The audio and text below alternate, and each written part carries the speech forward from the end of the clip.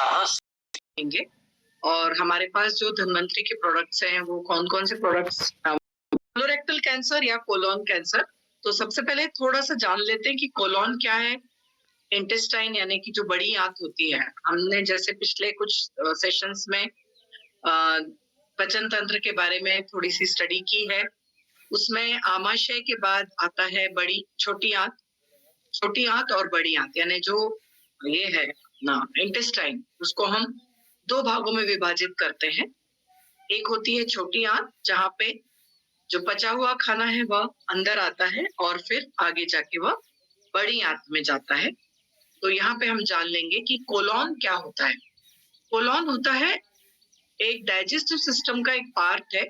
Colon यानी large intestine या बड़ी आंत जिसको हम बोलते हैं। ये जो आप चित्र देख रहे हो यहाँ पे है, ये पूरा लार्ज इंटेस्टाइन है। लार्ज इंटेस्टाइन में कोलोन एक पार्ट होता है, ये जो पूरा पार्ट है ये कोलोन है। ओके, तो यहाँ पे यदि कोई भी किसी भी तरह की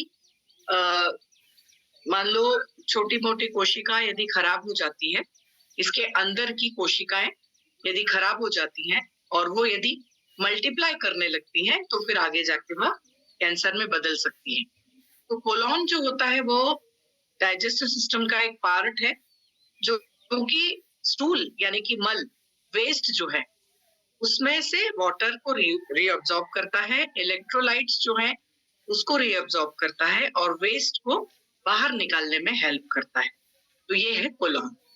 कोलोन की जो साइज है लगभग 2 मीटर। अब आप हम सोच नहीं सकते इतना। यहाँ पे देखिए 6.5 फीट लंबा यह कोलोन होता है। मतलब जो बड़ी आंत की साइज है वो कितनी है, 2 मीटर यानी कि 6.5 फीट। तो इसके लिए क्या है, हमें पूरी कोलोन को हेल्दी बना के रखना है। हेल्दी कैसे बना के रख सकते हैं, हाई फाइबर डाइट लेके, अच्छी मात्रा में पानी पी के और नियमित रूप से जांच करा।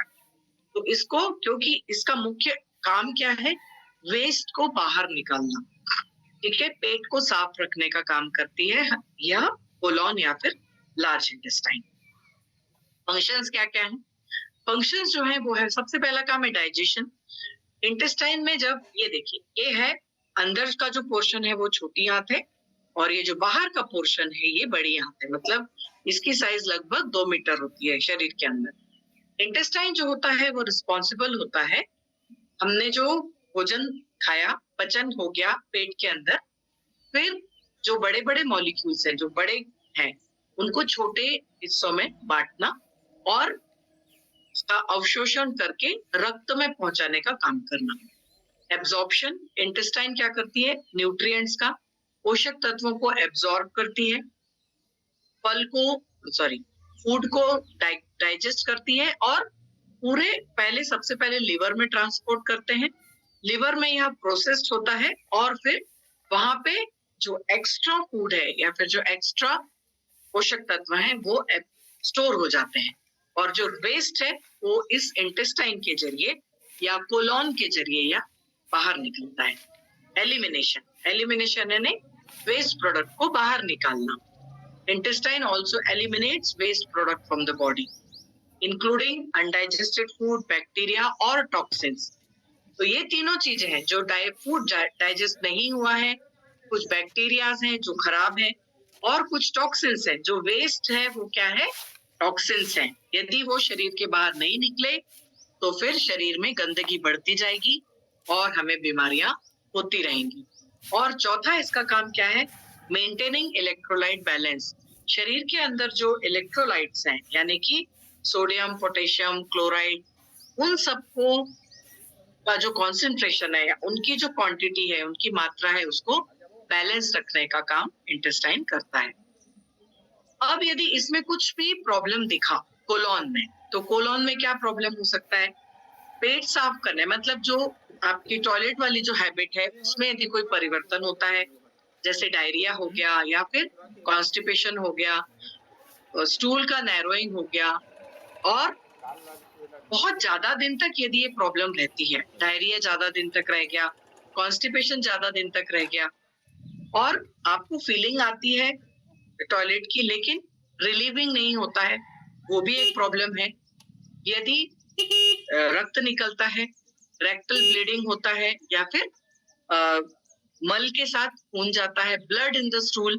कई बार पता नहीं चलता, लेकिन माइक्रोस्कोपिकली ब्लड लॉस होता रहता है, जिसमें स्टूल का कलर डार्क ब्राउन या फिर ब्लैक दिखता है, या फिर एब्डोमिनल क्रैम्पिंग हो रही है, बेली पेन हो रहा है, बहुत ज्यादा पेट दर्द हो रहा है, निचला हिस्सा जो है पेट का बहुत ज्यादा दर्द कर रहा है, बहुत ज्यादा कमजोरी है, थकान है, और फिर अनइंटेंडेड वेट लॉस, यानी कि एकदम से बहुत ज्यादा वेट लॉस हो गया है, तो फिर समझिए कि कोलोन में प्रॉब्लम स्टार्ट हो रही है।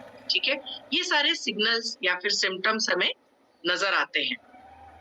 अब ये कोलोन को हेल्दी कैसे रखना है, इसको सबसे पहला तो क्या है कि हाइड्रेटेड, बहुत ज्यादा पानी पीना है, और इसको क्लीन रखना है। क्लीन ये तभी रहेगा जब आपकी टॉयलेट वाली जो प्रक्रिया है वो सही से चलेगी। कीपिंग वेस्ट मूविंग थ्रू, पूरे इंटेस्टाइन में जो वेस्ट जमा होता है वह बाहर निकलते रहना चाहिए। रूटीन स्क्रीनिंग करते रहना चाहिए। यदि छोटे मोटे प्रॉब्लम होते हैं, जैसे पॉलिप की ग्रोथ हो गई, छोटा सा कोशिका खराब हो जाती है जो कि कैंसर बन सकती है, उसको स्क्रीनिंग करते रहना चाहिए। लाइफ स्टाइल रिलेटेड फैक्टर्स जो हैं, जैसे कि जंक फूड खाना, अनएक्टिव रहना, इस तरह के जो लाइफ रिलेटेड प्रॉब्लम है वो कोलोरेक्टल कैंसर को बन सकते हैं। कोलोरेक्टल कैंसर जो है यह मोस्टली क्या होता है कि ये लाइफस्टाइल रिलेटेड फैक्टर्स ही होते हैं, जिन हाफ ऑफ द, मतलब आधे से ज्यादा जो कैंसर होते हैं स्पेशली कोलोन और रेक्टल में, वह हमारी लाइफस्टाइल रिलेटेड ही होते हैं। डाइट्स हाई इन फैट और शुगर, बहुत ज्यादा मीठा, बहुत ज्यादा तैलीय खाना खाना, बहुत ज्यादा स्पाइसी खाना खाना, ज्यादा रेड मीट का कंजम्पशन, जो लोग नॉनवेज ज्यादा खाते हैं, रेड मीट ज्यादा खाते हैं, स्मोकिंग ज्यादा करते हैं, जिनको ओबेसिटी है, जिनको टाइप 2 डायबिटीज है, या फिर जिनका अल्कोहल कंजम्पशन ज्यादा है, इन लोगों को कोलोन प्रॉब्लम होने की समस्या हो सकती है। कोलोन फंक्शन सबसे बेस्ट कब रहता है?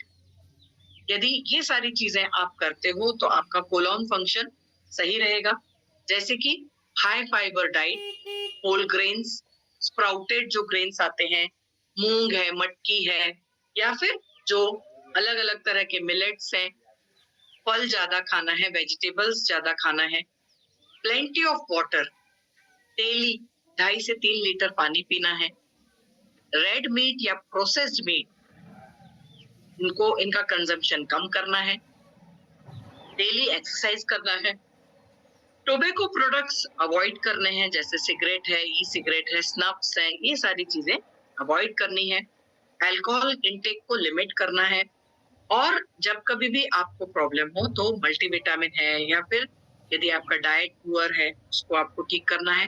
ये सारी चीजें जो नेसेसरी हैं उनको आपको ध्यान रखते हुए अपनी कोलोन फंक्शन को एकदम बेस्ट रखना है। अब कोलोन कैंसर क्या होता है? कोलोन कैंसर में एक छोटी सी सेल ग्रोथ हो जाती है कोलोन के अंदर, इंटेस्टाइन या फिर लार्ज इंटेस्टाइन में कोलोन के अंदर एक छोटी सेल की ग्रोथ हो जाती है। कोलोन कैंसर मोस्टली देखा गया है कि बुजुर्गों में, मतलब 50 से 55 साल की उम्र के ऊपर ओल्डर एडल्ट्स को यह होता है। वैसे किसी भी उम्र में हो सकता है, लेकिन ज्यादातर जो केसेस हैं वो बड़े लोगों में देखे गए हैं। यूजुअली एक स्मॉल क्लम्प ऑफ सेल्स, एक छोटा सा क्लम्प होता है, ये देखिए यहाँ पे इस चित्र में आप देख पा रहे होंगे, ये छोटा सा क्लम्प स्टार्ट होता है कोलोन के अंदर, और इसको बोलते हैं पॉलिप।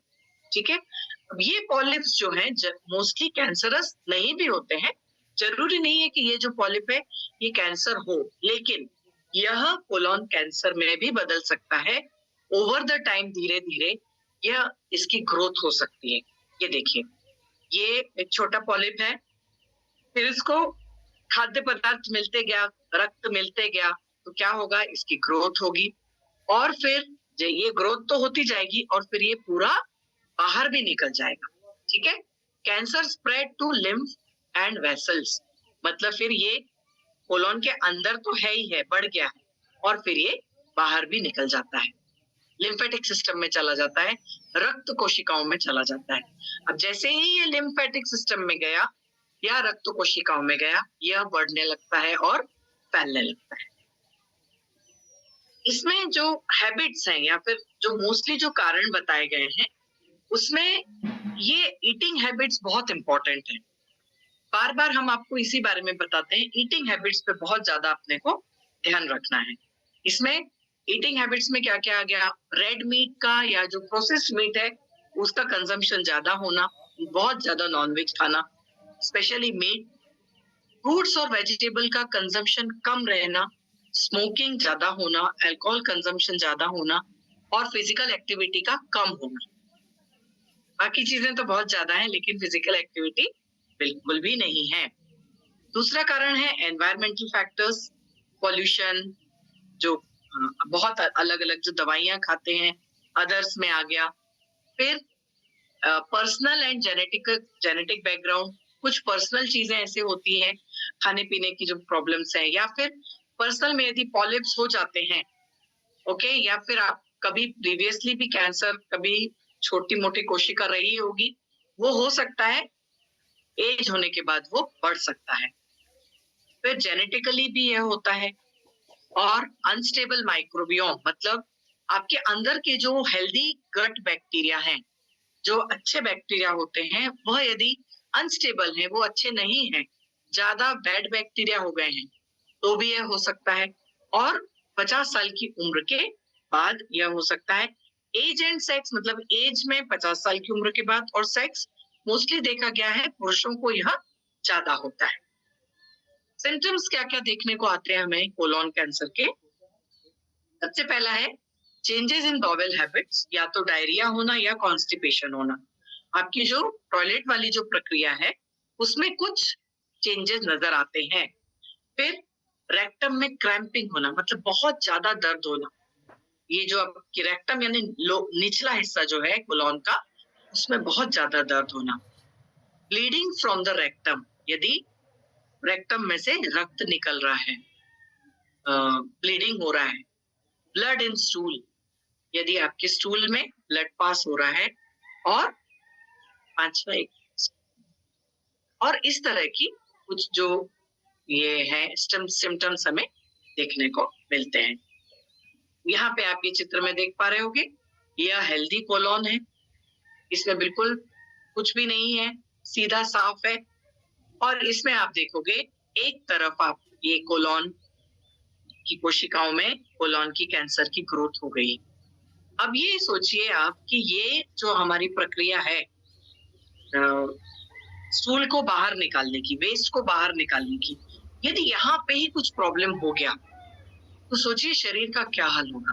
बस सोचने वाली बात है यहाँ पे कि थोड़ी सी भी इस प्रक्रिया में थोड़ी भी प्रॉब्लम यदि आती है तो शरीर में फिर जो ये बाकी जो प्रॉब्लम्स हैं वो शुरू हो जाती है। दुनिया में बढ़ रहा है कोलोन कैंसर, भारत में सबसे ज्यादा।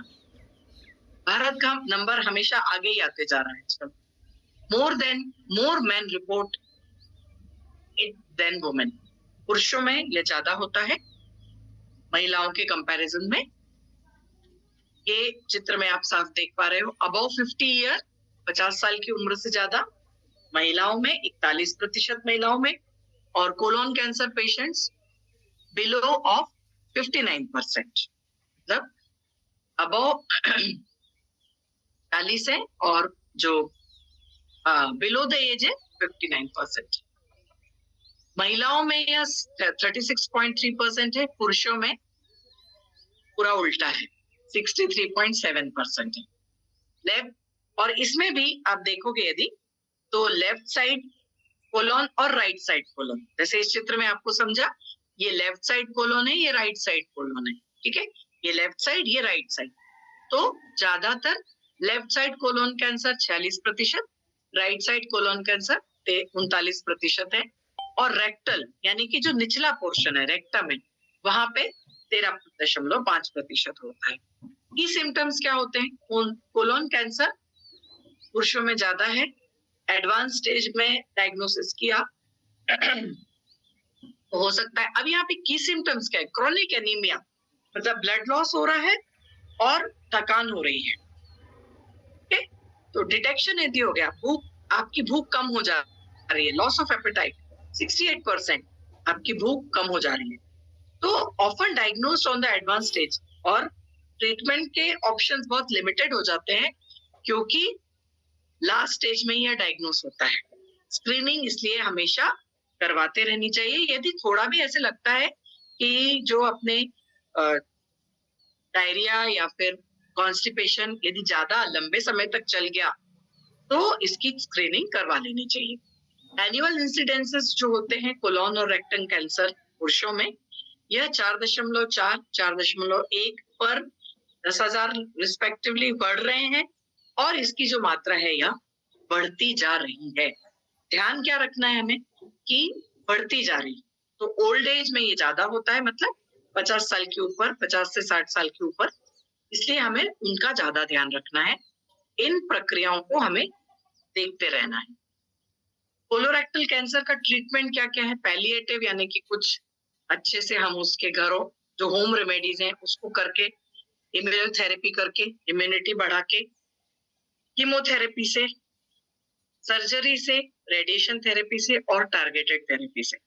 तो ये जैसे कोलोन हो गया, कोशिकाएं यहाँ पे बढ़ गई, कैंसर बढ़ गया, तो फिर उसको हम ट्रीटमेंट कर सकते हैं, लेकिन इसका ट्रीटमेंट जो है बहुत महंगा होता है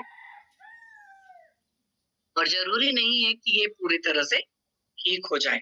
तो इसके लिए क्या है, हमें प्रिवेंशन ज्यादा इंपॉर्टेंट है। तो कोलोरेक्टल कैंसर प्रिवेंशन बहुत जरूरी है। इसकी जो स्टेजेस हैं, आप देखोगे the stages of colon cancer छोटा सा रहता है, ये है 0 स्टेज, कहीं पे भी यह हो सकता है, left side, right side, centre में। तो मान लो यहाँ पे आपको एक छोटी सी ग्रोथ आ गई, पॉलिप हो गया, फिर ये है स्टेज 1 जहाँ पे इसकी साइज बढ़ गई, साइज बढ़ती है, नॉर्मल ग्रोथ होता है, फिर साइज 2, स्टेज 2 बढ़ गया, फिर स्टेज 3 और स्टेज 4। जब स्टेज 4 आता है तो spread to other organs, lymph nodes में, लिम्फेटिक सिस्टम में जाके, रक्त कोशिकाओं में चले जाके यह कोशिकाएं फिर और बढ़ती जाती हैं और दूसरे ऑर्गन्स में भी यह चला जाता है। इसके लिए ध्यान रखना बहुत, सबसे इंपॉर्टेंट क्या है, प्रिवेंशन। तो understanding colon cancer in Ayurveda, Ayurveda क्या बोलता है कि कोलोन कैंसर जो है मोस्टली एसोसिएटेड कहाँ पे है, यदि आपके इसमें इम्बैलेंस होता है, किसमें, वात और पित्त दोष में इम्बैलेंस होता है, तो फिर एबनॉर्मल ग्रोथ हो जाती है कोलोन में, सेल ग्रोथ हो जाती है कोलोन में, यदि आपका वात और पित्त इम्बैलेंस हुआ। तो आयुर्वेदिक ट्रीटमेंट क्या बोलते हैं कि बैलेंस रखना है, इसको वात और पित्त को बैलेंस रखना है, इसको रिस्टोर करना है। कुछ नेचुरल रेमेडीज हैं, कुछ नेचुरल थेरेपीज हैं उनसे। तो सबसे पहले जो नेचुरल रेमेडी है वो क्या है, डिटॉक्सिफिकेशन एंड रिजुविनेशन। तो डिटॉक्सिफिकेशन जैसे सबको पता है, शरीर में से वेस्ट बाहर निकालने की प्रक्रिया को हम डिटॉक्सिफिकेशन कहते हैं। और फिर रिजुविनेट करना, मतलब जो थेरेपी हमने की डिटॉक्स की, और फिर जो कोशिकाएं खराब हो गई हैं उनको वापस से ठीक करना, उसको बोलते हैं रिजुविनेशन। तो ये एक आयुर्वेदिक पद्धति होगी।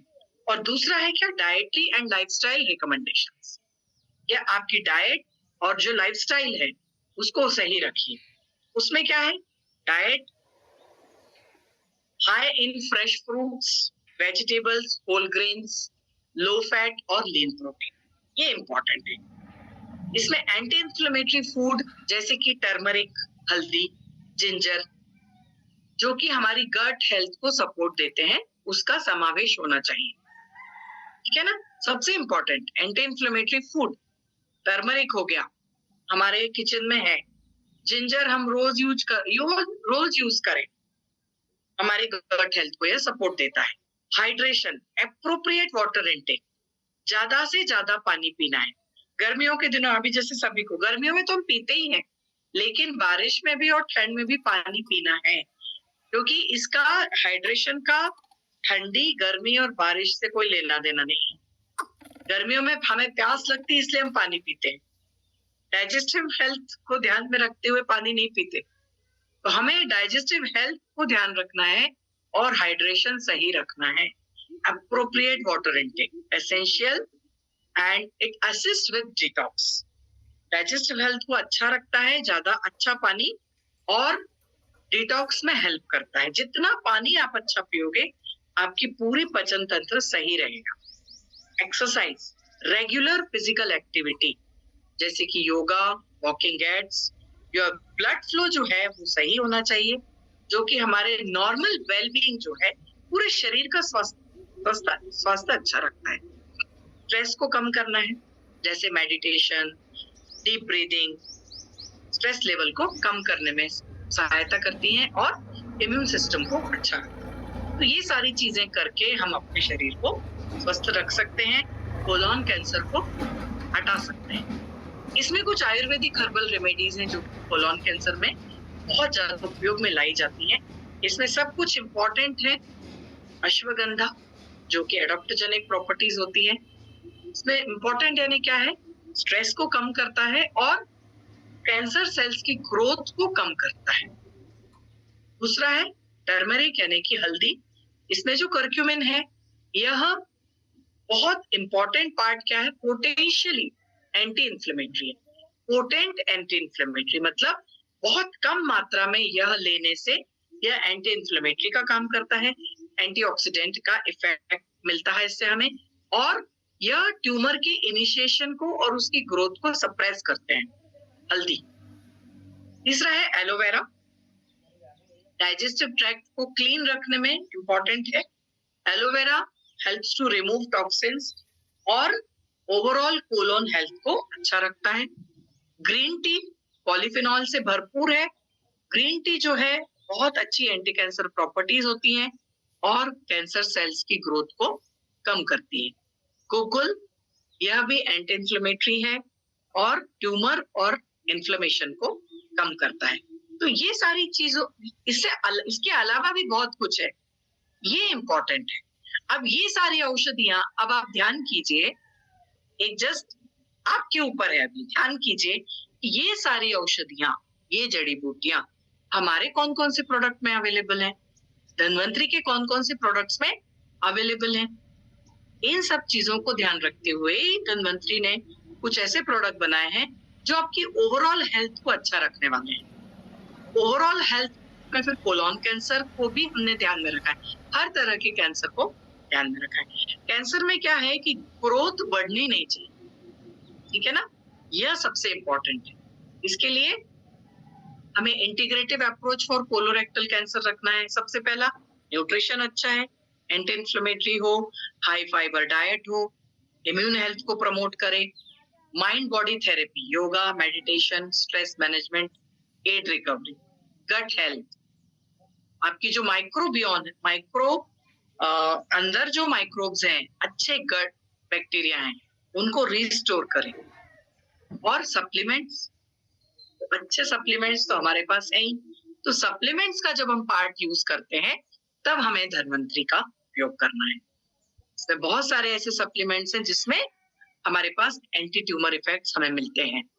तो हमें ऐसी इंटीग्रेटिव अप्रोच करके हम कोलोरेक्टल कैंसर को प्रिवेंट कर सकते हैं और खत्म भी कर सकते हैं। कोलोन कैंसर और उसका prevention with Dhanvantari health products and Nutra house. इसमें सबसे पहला नाम आएगा सीसीआर कैप्सूल। सीसीआर कैप्सूल के जो इंग्रेडिएंट हैं, यह फ्री रेडिकल्स से जो ऑक्सीडेटिव डैमेज होता है, जिसमें स्ट्रेस बढ़ता है, लिवर का, ब्रेन का, ब्रेस्ट, कोलोन, हर तरह का कैंसर बढ़ने की संभावना होती है। इसमें जो तत्व हैं आंवला में, वह बहुत अच्छे से काम करते हैं।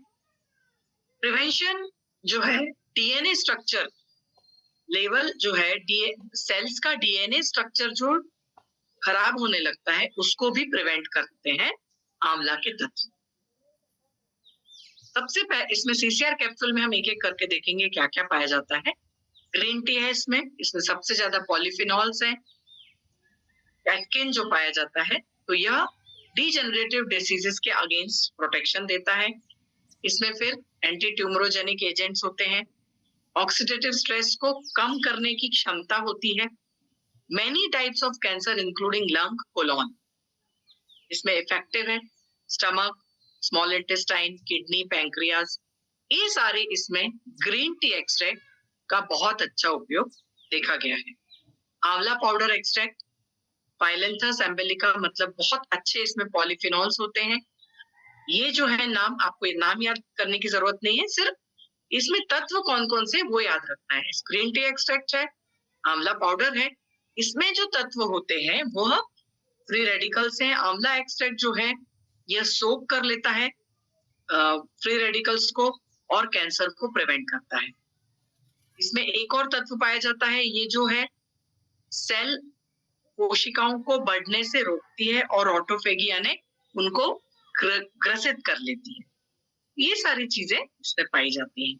अश्वगंधा, अश्वगंधा के तो बहुत अच्छे गुण हैं, क्योंकि इसमें जो एक प्रॉपर्टी है वो क्या है, इसमें इसको बोलते हैं अपोप्टोसिस। अपोप्टोसिस यानी सेल साइकिल जो है, मतलब जो पूरी कोशिकाएं बनने का जो साइकिल है, निर्माण होने का जो साइकिल है, उसको रोक लेता है। इनहिबिशन ऑफ एंजियोजेनेसिस, मतलब जो कोशिकाएं बनने का जो प्रक्रिया है उसको रोक लेना, अरेस्ट करना, समझ गए आप? यह काम होता है अश्वगंधा का। और इसके अलावा यह बहुत सारी ऐसी एक्टिविटीज हैं इसमें जो और दूसरे तत्व पाए जाते हैं। यह इनहिबिटरी एक्टिविटी करता है, जिससे ट्यूमर सेल्स जो है वो बढ़ती नहीं है। साइटोटॉक्सिसिटी, कैंसर सेल साइटोटॉक्सिसिटी इसमें पाई जाती है, इम्यूनोमॉड्यूलेटरी पाई जाती है और न्यूरोप्रोटेक्टिव एक्टिविटीज पाई जाती है। इसके बाद आ जाता है विंका रोजिया यानी कि सदाफुली, 12 मासी ये फूल आपने सभी ने देखा होगा। इसमें जो है जो तत्व पाए जाते हैं कीमोथेरेपी ड्रग्स कहलाती है ये। विंका का जो प्लांट है, मतलब विंका रोजिया एक्सट्रैक्ट जो है, यह बहुत सारे तरह के इसमें जो इंग्रेडिएंट पाए जाते हैं, यह मोस्टली जो कोशिकाएं हैं उनमें जो अलग अलग साइकिल्स हैं, कोशिकाएं बनने की प्रक्रियाओं में जो अलग अलग साइकिल्स होते हैं उनको अरेस्ट करता है, उनको कम करता है और सेल डेथ यानी कि कैंसर सेल की डेथ हो जाती है, उसको अरेस्ट कर देता है, मतलब उसकी प्रक्रिया को रोक देता है। यह विंका का काम होता है। तो ऐसे नेचुरल प्रोडक्ट्स जो हैं हमें प्रकृति ने दिए हैं, उनका उपयोग हम करते हैं। तो बहुत सारी मैकेनिज्म होती है, हम उस मैकेनिज्म को नहीं समझेंगे।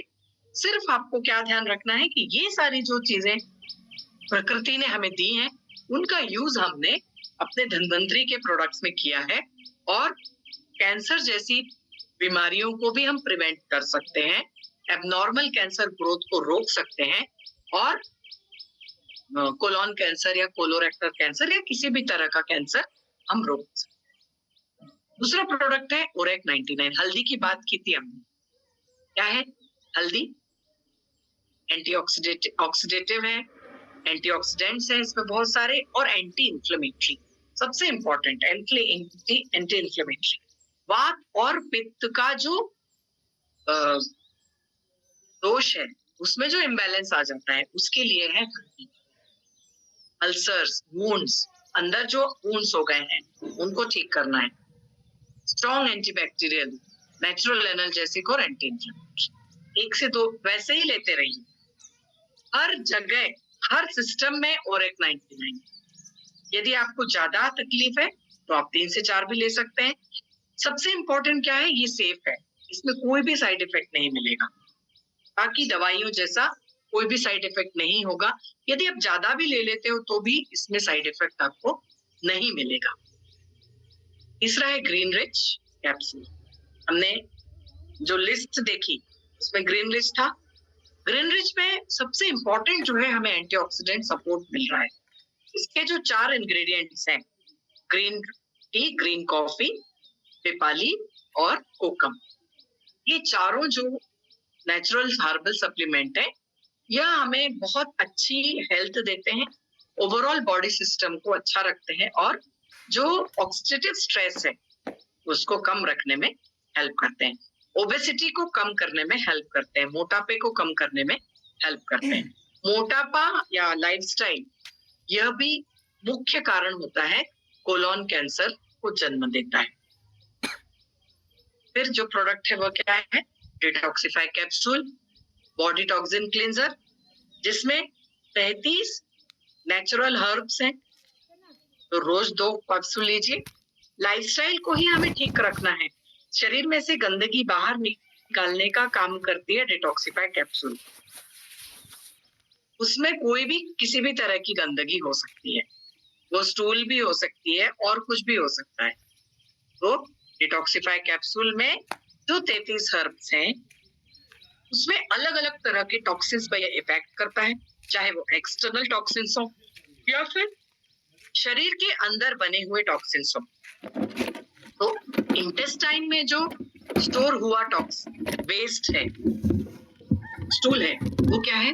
अंदर बना हुआ टॉक्सिन है, अंदर डाइजेशन के बाद बना हुआ वेस्ट है। वह यदि बाहर नहीं निकला तो क्या होगा? बीमारियां बढ़ती जाएंगी और फिर कोलोन कैंसर वगैरह हो सकता है। इसके लिए टॉक्सिन्स का बाहर निकलना बहुत जरूरी है।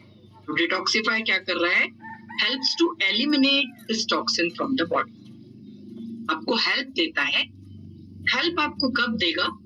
बीमार पड़ने के बाद हेल्प नहीं देगा। इसको आपको नियमित रूप से यूज करना है ताकि शरीर के अंदर गंदगी जमा ही ना हो। गंदगी जमा हो जाने के बाद इसको आप जब यूज करोगे तो बहुत लेना पड़ेगा, है ना?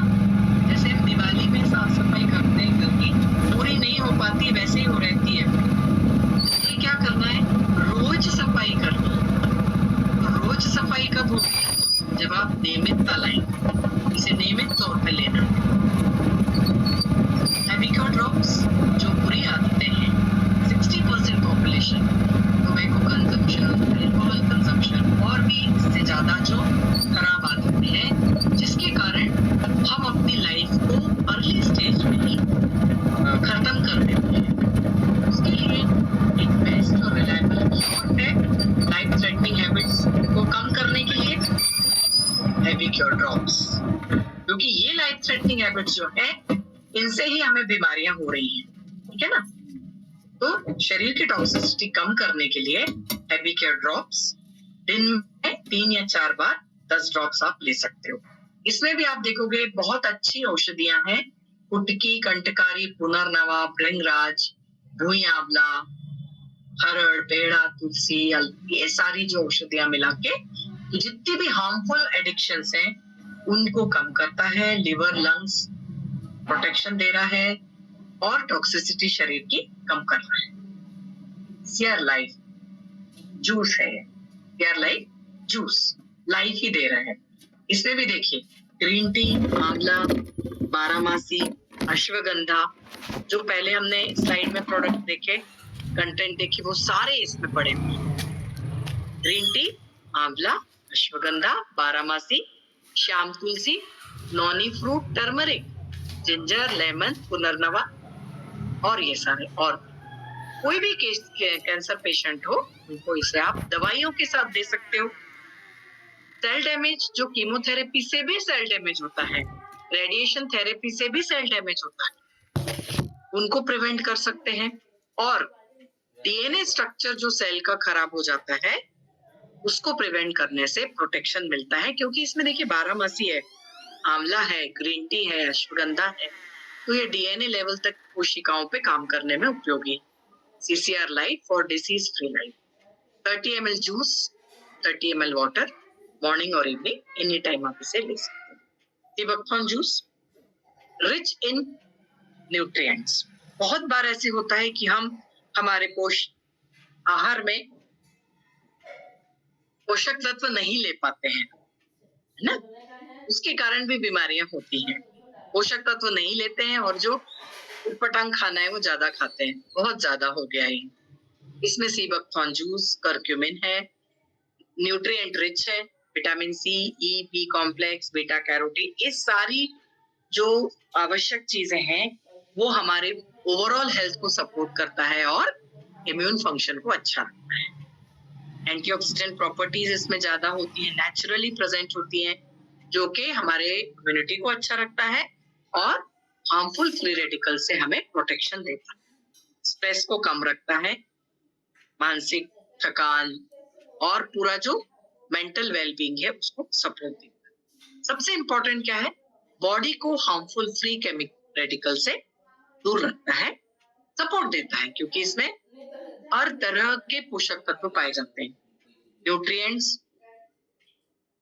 rich in omega 3, 6, 7, 9, rich in vitamins, rich in fatty essential acids, amino acids, सभी कुछ इसमें बहुत ज्यादा रिच है।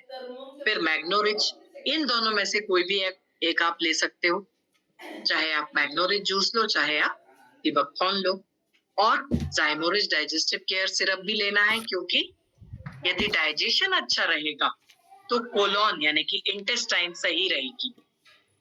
पुअर डाइजेशन रहता है तो दूसरी प्रक्रियाएं शुरू हो जाती हैं। इंडाइजेशन हो गया, gas, vomiting, abdominal bloating. Poor digestion बहुत ज्यादा गंभीर बीमारियों को जन्म देता है, इसलिए डाइजेशन अच्छा रखना है।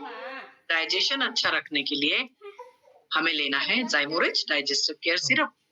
इसमें नागरमोथा स्पेशल न्यूट्रिशन है, आयुर्वेदिक जूस और हेल्दी डाइजेशन के लिए। नागरमोथा, मेथी, सौंफ, गुलाब पत्ती, मुलेठी, त्रिफला, गिलोय, एलोवेरा, निशौत और सनई। सबसे इंपॉर्टेंट क्या है, कॉन्स्टिपेशन और डाइजेशन को इम्प्रूव करता है। डाइजेशन कॉन्स्टिपेशन को रिलीफ करता है, ठीक है, डाइजेशन को इम्प्रूव कर रहा है और प्रॉपर हाइड्रेशन लेवल अच्छा रख रहा है शरीर के अंदर, क्योंकि हेल्दी डाइजेशन के लिए हाइड्रेशन बहुत जरूरी है। इसके लिए हमें लेना है Zymorich digestive care juice.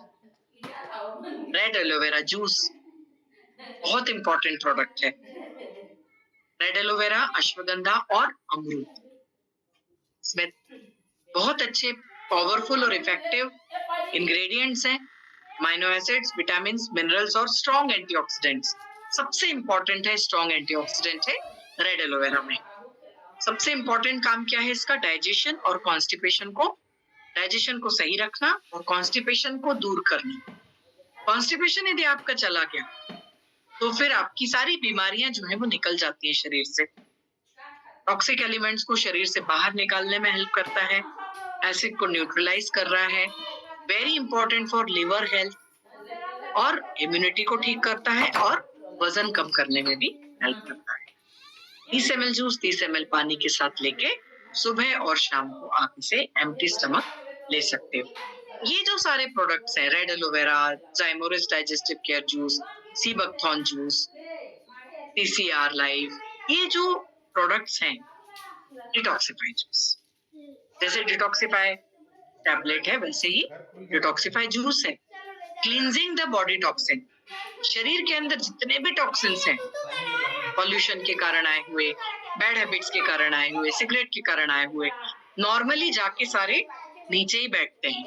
Ultimately immunity आपकी डिक्रीज करते हैं और बहुत सारी हमारी जो शरीर की प्रक्रियाएं हैं उनको खराब करते हैं।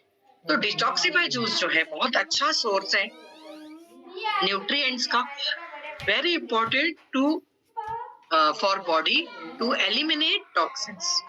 इसमें गिलोय, टर्मरिक यानी हल्दी, बेसिल, नीम, आंवला, beet grass, moringa, noni, ginger और अश्वगंधा, यही सारे प्रोडक्ट्स हैं जो हमने पहले वाली स्लाइड में देखे, आयुर्वेदिक प्रोडक्ट जो कि इंपॉर्टेंट हैं कोलोन कैंसर के लिए भी। सबसे इंपॉर्टेंट क्या है, एंटीऑक्सीडेंट नोनी, हार्मफुल जो चीजें हैं उसको दूर करता है।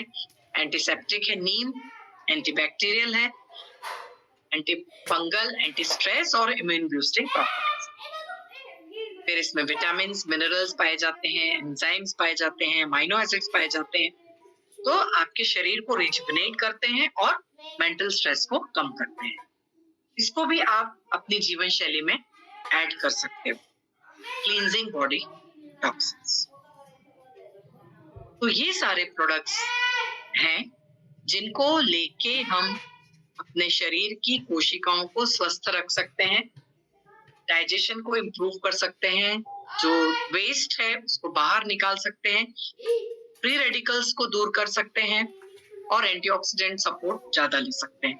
तो जितना अच्छा हमारा डाइजेशन रहेगा, जितना अच्छा कॉन्स्टिपेशन नहीं होगा, टॉक्सिन्स बाहर निकलेंगे, उतना ही हम अपने शरीर को स्वस्थ रखेंगे। डाइजेशन इंप्रूव रहेगा तो शरीर स्वस्थ रहेगा, कोशिकाएं स्वस्थ रहेंगी, और फिर ये कैंसर जैसी या फिर कोलोन कैंसर है, इसके बारे में आज हमने बात की। तो छोटी छोटी जो चीजें हैं वो ध्यान रखनी है, और इन गंभीर बीमारियों को हमें अपने शरीर से बचाना है। तो इस तरह से हम कुछ लाइफस्टाइल बदल के, खाना अच्छा खा के, पानी ज्यादा पी के करना ही क्या है, ये 3-4 चीजें ध्यान रखनी है, और फिर कुछ हेल्थ सप्लीमेंट्स हमारे जीवन में डेली यूज करके इसको हम हमारे जीवन शैली में इसको साथ में चलना है इनके। तो पोषक तत्व शरीर के अंदर जाते रहेंगे और शरीर हमारा स्वस्थ रहेगा। तो इसी के साथ यहाँ पे मैं सेशन समाप्त करती हूँ। Thank you very much. धन्यवाद। Thank you ma'am, thank you. बहुत जबरदस्त तरीके से